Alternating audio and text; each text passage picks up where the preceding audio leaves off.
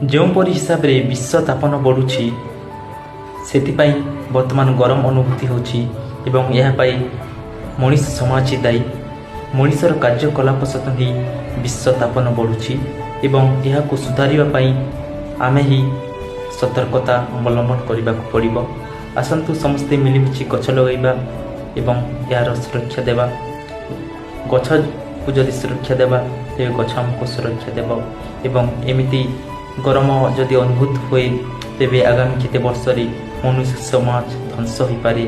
ତେଣୁ ଆସନ୍ତୁ ସମସ୍ତେ ମିଳିମିଶି ଗଛ ଲଗାଇବା, ପରିବେଶକୁ ବଞ୍ଚାଇବା, ବିଶ୍ୱ ତାପନକୁ କମାଇବା ଏବଂ ଯେଉଁ ବ୍ୟକ୍ତିମାନେ ଗଛ ଲଗାଇବେ ବହୁତ ପରିମାଣରେ ତାଙ୍କ ପାଇଁ ମଧ୍ୟ ପୁରସ୍କାର ରହିଛି।